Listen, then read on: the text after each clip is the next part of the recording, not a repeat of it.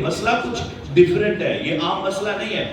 آپ کبھی کسی نے پاکستان میں کسی نے سنا ہو کہ کسی عیسائی نے اپنی کتاب چھپوائی ہو اور اس میں جو کچھ مرضی تبدیلی کی ہو، جو کچھ مرضی کیا ہو، کسی مسلمان نے اعتراض کیا ہو؟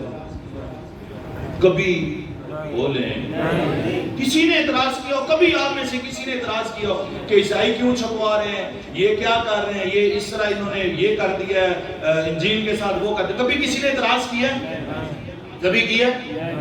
یہاں پہ سکھ رہتے ہیں پاکستان میں، سکھ اپنی کتاب جو اب ان کی گرو گرنتھ ہے اس کو چھپواتے ہیں، جو کچھ بھی کرتے ہیں۔ کبھی کسی نے اعتراض کیا کہ یہ ہو گیا وہ ہو گیا، اس طرح نہ کرو؟ کبھی کسی نے اعتراض کیا؟ کسی نے نہیں اعتراض کیا۔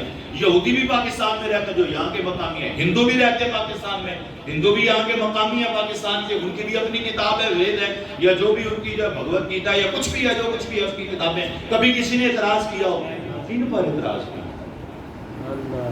بھائی یہ چھوٹی سی بات میں نے آپ کو سمجھائی، ان پر اعتراض کیوں ہے؟ آئین پاکستان کے الفاظ ہیں کہ قادیانی کافر ہیں، وہ مسلمانوں کے شعائر میں سے کسی کو بھی استعمال ہے بولے نہیں کر سکتے۔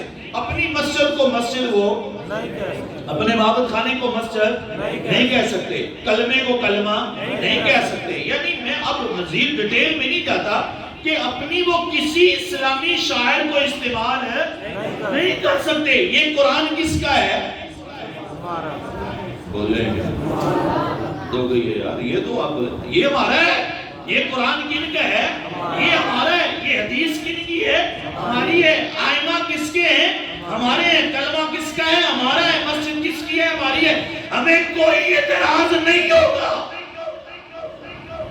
ہمیں کوئی اعتراض ہے نہیں ہوگا اگر قادیانی کلمہ اپنا پڑھے، ہمیں کوئی اعتراض نہیں ہوگا اگر قادیانی قرآن اپنا لے آئے اور اس میں جو کچھ مرضی کر لے۔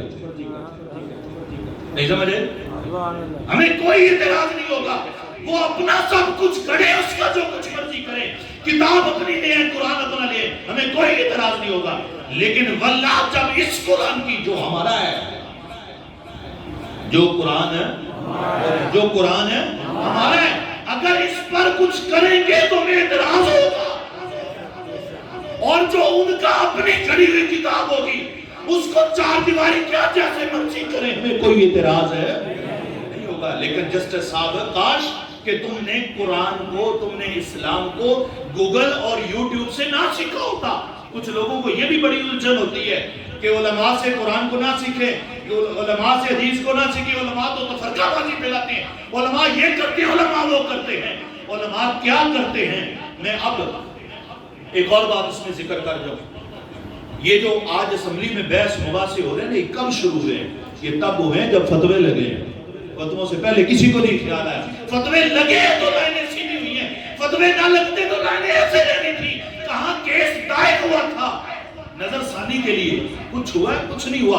پھر فیصلہ آیا، فیصلے کے بعد بھی کچھ نہیں ہوا۔ جب فتوے لگے تب سبھی کو چیخیں نکلی ہیں کہ آج ادھر فتویٰ لگا، کل ادھر۔ بہرحال ہم اس کے حامی نہیں ہیں، لیکن ہم یہ ضرور کہیں گے کہ اپنے فیصلوں پر نظر ثانی کریں اور سیدھے ڈگر پر آئیں، صراط مستقیم پر آئیں، اور ہر چیز کو ایک ہی پلڑے میں رکھ کے اس طرح پال نہ پھینک دیا کریں۔ چیزوں کو سمجھیں، انہیں پہلے کہیں کہ قرآن اپنا لاؤ۔ کسی نے آج تک انجیل پر نہیں اعتراض کیا، گرنتھ پر کسی نے اعتراض نہیں کیا، ویدوں پر کسی نے اعتراض نہیں کیا، تورات پر کسی نے اعتراض نہیں کیا۔ ان پر اعتراض کریں گے کیوں؟ یہ ہمارا قرآن استعمال کرتے ہیں، اپنی کتابیں لائیں، سب کچھ۔ ہم کون ہیں؟ مجھے یہ ابھی تو اتفاق ہوا ہے 4 سال پہلے PCTV جانے کا اور کتابیں پڑھنے کا، الحمدللہ 250 کے قریب کتابیں اسلامیات کی پڑھ کے ان کو درست کر چکا ہوں۔ اور یہ میں آپ کے لیے ایک چھوٹی سی مثال لے کے آیا ہوں۔ یہ بہت بڑا لفظ ہے، آپ کو نظر آ رہا ہوگا، یہ لکھا ہوا ہے آفیدہ، سورہ ہمزہ کی آیت ہے، آفیدہ۔ اب یہ جو حمزہ ہے نا، یہ والی حمزہ، یہ نظر آ رہی ہے نا سبھی کو؟ اس کے اوپر یہ سیدھی لائن ہے، ایسے ہی ہے، فا ہے، حمزہ کے اوپر سیدھی لائن ہے، اس کے اوپر آگے دال ہے، ایسے ہی ہے۔ اب اس کو تھوڑا سا دیکھ لیں، پھر اس کے بعد یہ بھی دیکھیں، فا کے بعد حمزہ ہے اور سیدھی لائن کے بجائے تھوڑا سا خم ہے۔ یہ سبھی کو نظر آ رہا ہے؟ نظر آ رہا ہے نا سبھی کو؟ ایسے ہی ہے۔ اب میں آپ کو بتا، یہ ذہن میں رکھیں، سیدنا عثمان غنی رضی اللہ تعالیٰ عنہ جو یہ قرآن آپ کے ہاتھ میں ہے، جو قرآن پاک آپ کے بولے جو قرآن پاک آپ کے ہاتھ میں ہے، یہ کس کا لکھا ہوا ہے فائنل؟ یہ حضرت عثمان غنی کے دور میں ہوا ہے۔ یہ کن کے دور میں ہوا ہے؟ حضرت عثمان غنی رضی اللہ تعالیٰ عنہ کے دور میں یہ جو لکھا ہوا ہے، یہ جس طرح میں نے آپ کو تصویر دکھائی، یہ لکھا ہوا جناب عثمان غنی کے دور کا ہے۔ اور سنیں یہ حضرت یہ جو سیدھی لائن والا حمزہ ہے، اب ایک اور بات تھوڑی سی میں بتا دوں آپ کو، ان دونوں لفظوں میں نہ لفظ غلط ہوتا ہے، نہ لفظ بولیں نہ لفظ غلط ہوتا ہے، نہ اس کا معنی بدلتا ہے، نہ لفظ غلط ہوتا ہے نہ معنی بدلتا ہے، نہ لفظ غلط ہوتا ہے نہ بولیں معنی بدلتا ہے، نہ اللہ کی مراد اس میں بدلتی ہے۔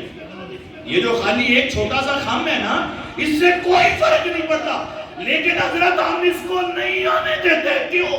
جناب عثمان کا وہ سیدھی لائن والا لکھا ہوا ہے، ہم تو خالی اس میں خم برداشت نہیں کرتے، یہ تیری پوٹھی سیدھی تفسیریں کیسے برداشت کرتے؟ میں نے صرف اس لیے بتایا آپ کو، سینسٹیویٹی بتاؤں میں کہ قرآن کی ہم اتنی سی لائن، اتنا سا شوشہ، قرآن کا اتنا سا سرا برداشت نہیں کرتے، تیری پوٹھی سیدھی تفسیریں کیسے برداشت کر لیں؟ تو اب اسی قدر مسئلہ یہ ہے کہ ہمارا قرآن ہے تو ایسے پڑھا جائے گا جیسے ہم پڑھتے ہیں، ہمارا قرآن ہے ایسے پڑھا جائے گا جیسے ہم پڑھتے ہیں، بولے ہم پڑھتے ہیں، ہمارا عقیدہ یہی ہے، جو قرآن پڑھا جائے گا ایسے پڑھیں گے جیسے ہم پڑھتے ہیں، اور قرآن کا ترجمہ وہی کیا جائے گا جو ہم کرتے ہیں، قرآن کی تفسیر وہی کی جائے گی جو ہم کرتے ہیں۔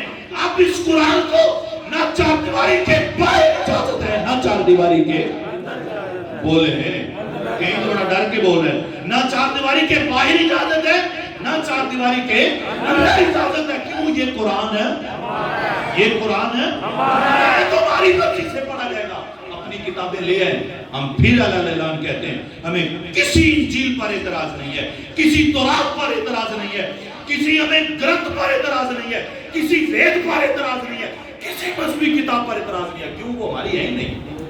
کوئی جس طرح مرضی کرے، ہمیں جب بھی قرآن پر ایسی کوئی بات آئے گی ہمیں اعتراض ہوگا، کیوں؟ وہ ہمارا ہے۔ اگر ہمارے علاوہ کوئی اور کتاب لے آؤ، جس طرح مرضی کھڑو اس کو، جس طرح مرضی کرو، ہمیں اس پہ کوئی اعتراض نہیں ہوگا۔ اب آپ سے قدر رسول اللہ کے آخری نبی ہیں، یہ عقیدہ ہے آخری، اس پر اسی طرح ایمان لانا فرض ہے جس طرح اللہ کے ایک ہونے پر ایمان لانا فرض ہے۔ اور رسول اللہ آخری ہیں، رسول اللہ کی کتاب آخری ہے، رسول اللہ کی ہر وہ تفسیر جو صحابہ اور اسلاف سے ہٹ کے کی جائے گی وہ ناقابل قبول ہے۔ قرآن کا ترجمہ وہی ہے جو رسول اللہ کی ذات نے کیا ہے، قرآن کا ترجمہ وہی ہے جو حضور کے اصحاب نے کیا ہے، قرآن کا ترجمہ وہی ہے جو اصحاب کی اتباع کرنے والے اسلاف نے کیا ہے، قرآن کا ترجمہ وہی ہے جو ختم نبوت کا عقیدہ رکھتے ہوئے قرآن کا ترجمہ کرتا ہے، قرآن کا ترجمہ وہی ہے جس کو ہم مانتے ہیں۔ اللہ رب العزت ہم سب کو قرآن پاک پڑھنے، سننے، سمجھنے اور اپنے عقائد کو پختہ رکھنے کی توفیق عطا فرمائے۔ وآخر دعوانا الحمدللہ۔